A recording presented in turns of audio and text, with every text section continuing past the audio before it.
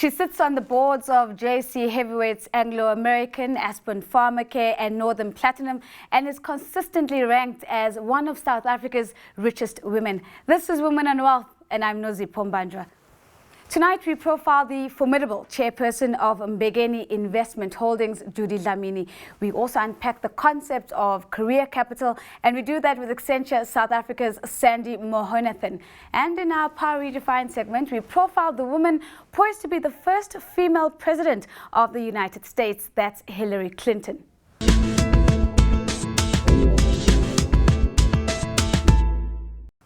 She used her experience as one of South Africa's first black female medical doctors to catapult herself into the upper echelons of the pharmaceutical industry. This week, our woman on the money is Judy Dlamini.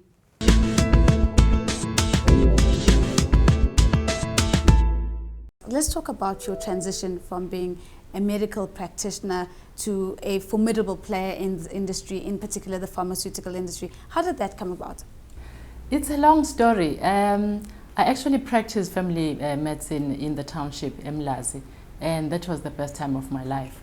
When I moved to town because of crime that I actually was a victim of, I lost the passion.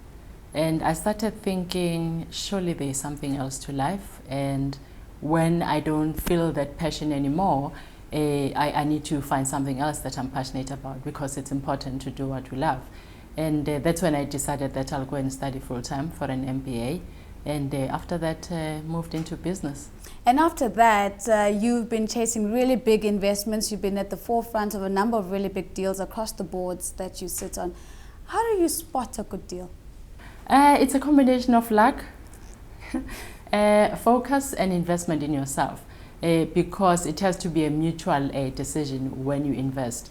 The people you invest with have to be happy with what you can offer, and also you have to be happy with the management team, which is one of the things that I look at, and also for profitability. And it always helps if you invest in a business where there is congruence with your value system and what that business sells, or whether it's products or services. And that happens to be the case with the pharmaceutical industry. And since then, you've been named as one of the richest women in South Africa across a number of publications.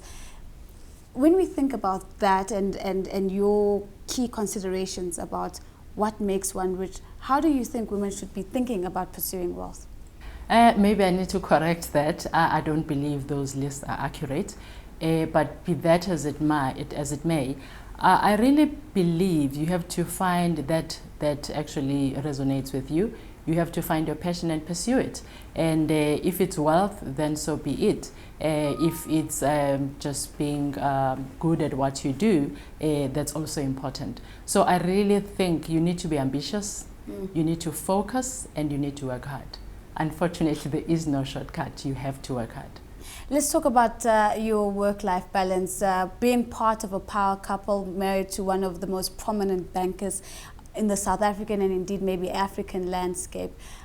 How do you find that influences the kind of role and way you have to present yourself in public as a power couple?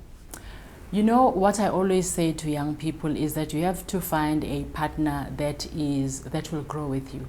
A partner that allows you the space, a partner that supports you. I'm very lucky that my husband is actually a childhood friend and a partner that really supports me. A lot of what I've achieved is because of his support, which I really, really appreciate.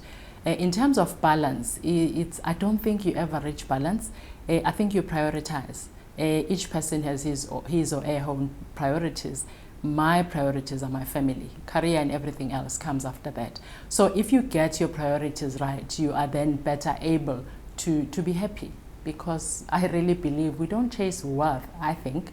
We chase happiness.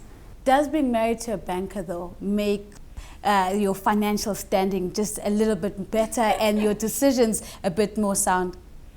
I don't know. I don't know. I think it's not just being married to a banker.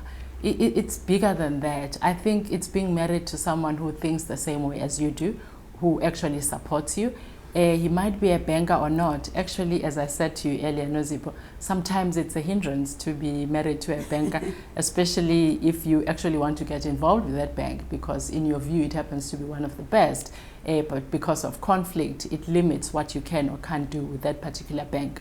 So I think it's more than just a banker, it's the person that you choose to get married to. I think that's key. Let's just give a few pearls of wisdom to any young lady or even established lady right now who's looking to build their wealth portfolio.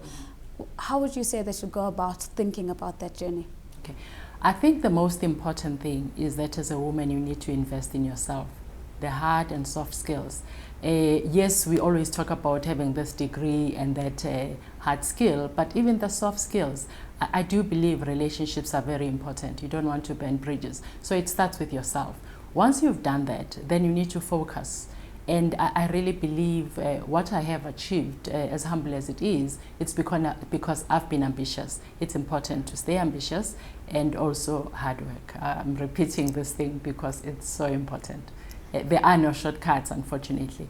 And just be detailed in when you look at a deal. You actually need to get someone who understands figures if you don't, and just make sure that it's a good deal. But more importantly, you have to be happy with the management team of the company you buy into.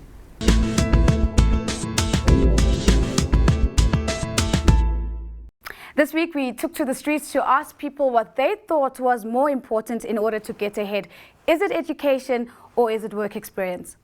I think work experience, because you can, I know people that have degrees and masters and stuff like that, but they're still at home. I would say both, because without education, especially in the country that we're living, you won't go anywhere. I think work spirit as well as education, it goes together. I think work experience. Nowadays, definitely experience. I think it's work experience, because then some people do have education, but then as soon as they're looking for a job, a lot of people prefer experience. When you're completing school, I think education is very important, but later on in life, work experience counts a lot. Well, based on your views, it seems most people think work experience is far more important in order to get ahead.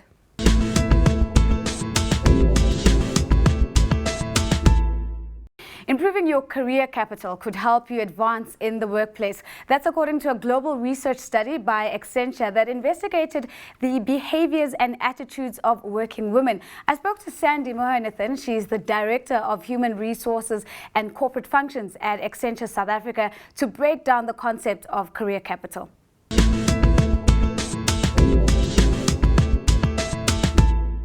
So career capital is really the ingredients that women see as necessary for them to grow careers at a pace within a given company. And when you talk about ingredients, what exactly makes up career capital? So we've done a recent survey or research with women as part of the International Women's Day initiative. And what women, or majority of women, are saying, it's really about the type of skills you have. It's about your ability to learn and pick up the pace at a pace. It's your ability to adapt to the changing environment. It's your ability to adapt to change and adapt at a pace.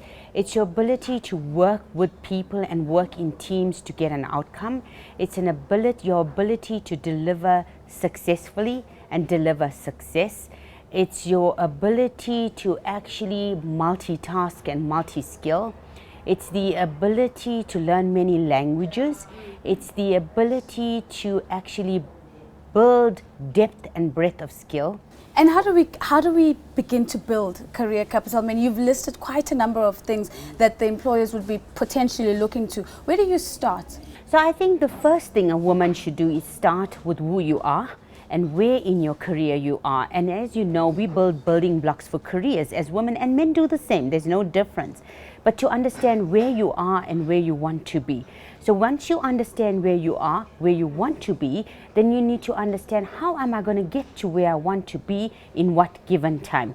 Then one gets to understand what skills you need to build, what relationships you need to build, what depth or breadth of skill you need to build in order to get there at the given time you've identified for yourself. And that always brings us though to this debate about experience versus education. Should you be taking on an MBA or an additional postgraduate qualification, or should you be focusing on building the number of years in that specific career? So that's a very interesting question, Nazi, because the studies that we've conducted focused on that.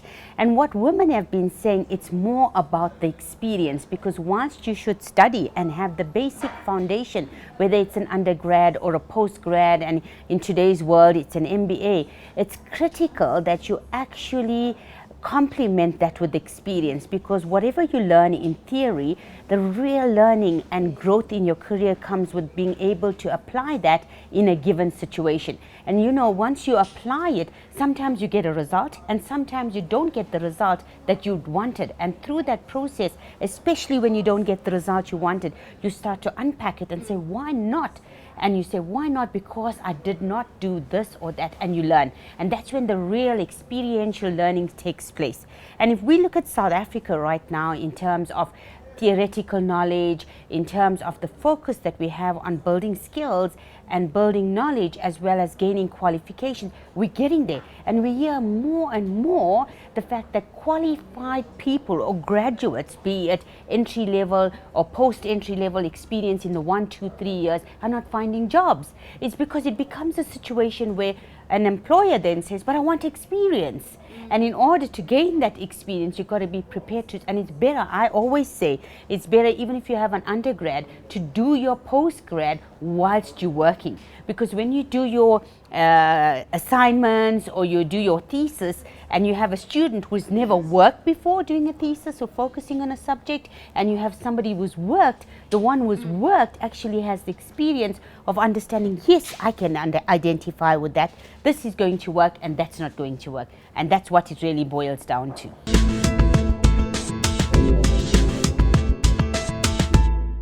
Every week we bring you a woman who is flexing her power muscles on the global stage. Let's take a look at former First Lady, US Senator and Secretary of State, Hillary Clinton. Without even having announced her presidential bid, her campaign team had raised in excess of $1.7 million by the end of the first quarter of 2014. There's no denying that Hillary is a fierce political force to be reckoned with. And should she be the first woman president of the US come 2016, it would not be her first foray into breaking barriers. She is the first and only First Lady to become a US Senator and a presidential candidate. Her upcoming memoir, Hard Choices, which chronicles her time as Secretary of State, reportedly earned her a high 7-figure advance. A recent Reuters Ipsos poll also shows that 57% of Americans have a favorable opinion of Hillary, including nearly a quarter of the Republicans polled.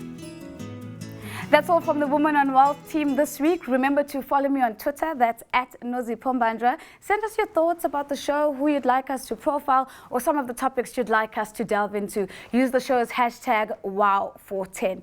From me and the team, it's goodbye for now and stay empowered.